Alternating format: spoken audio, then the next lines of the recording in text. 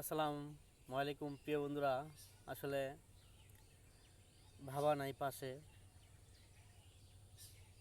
এই দিনগুলোর মধ্যে বাবা যদি থাকতো তাহলে বাবাকে নিয়ে ইফতার করতাম, কত জায়গায় যাইতাম, আনন্দ করতাম।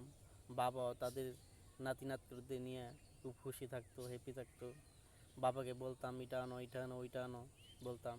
আসলে আজকে বাবা নাই, বাবা না থাকার যে কতটা কষ্ট, কতটা বেদনাদায়ক কাউকে বোঝাতে পারছি না।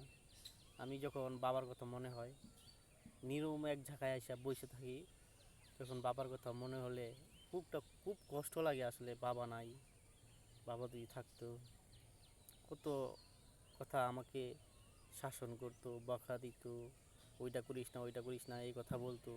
আসলে বাবা না থাকার কতটা কষ্ট যে এই মাহে রমজান যার বাবা নাই সে বেশি বেশি দোয়া করবেন, রোজা রেখে তারাবি পড়ে নামাজ পড়ে নফল ইবাদত বন্দি করে এই আজকে এই যে মাহে রমজানে অনেক দান আছে, দানগুলা করবেন বাবার নামে। যারা চলে গেছে তাদের নামে, তাদের জন্য দোয়া করবেন। আমার একটি বোনও চলে গেছে, আমার বোনের জন্য আপনারা দোয়া করবেন, আমার বাবার জন্য দোয়া করবেন। সবাই তো একই চলে যেতে হবে, তবে চলে যাব, আমরা অন্ধকার কবরও বাসী হয়ে যাব।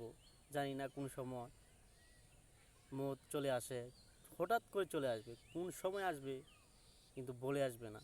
কিন্তু ভাই, এই মাহে রমজান মাস, সবার সাথে ভালো আচরণ করুন, ভালো ব্যবহার করুন, কারো মনে কষ্ট দিবেন না। বাপ মা থাকলে তাদেরকে দুজনকে ইফতার করাবেন। এই যে সামনে ঈদ আইতেছে, ঈদের মধ্যে কাপড় টাপড় দিবেন। আর যারা আশেপাশে মানুষ, আপনার আশেপাশে যদি হিন্দু মানুষ থাকুক, খ্রিস্টান থাকুক, যাই থাকুক, ঈদের উৎসবে তারা যদি খুব কষ্ট থাকে তাদেরকে উপকার করবেন, টাকা দিয়ে, পয়সা দিয়ে, যেভাবে পারেন ওইভাবে করবেন। তবে আল্লাহ রাসুল খুশি হয়ে যাবে। আল্লাহ রাসুল যদি খুশি হয় তো এটাই তো অনেক খুশি। তবে যারা দুনিয়া থেকে চলে গেছে তারা সওয়াব পাবে। বাবা, এই যে বাবা চলে গেছে, বাবা না থাকার কতটা কষ্ট, বাপ মারে খেদমত করবেন।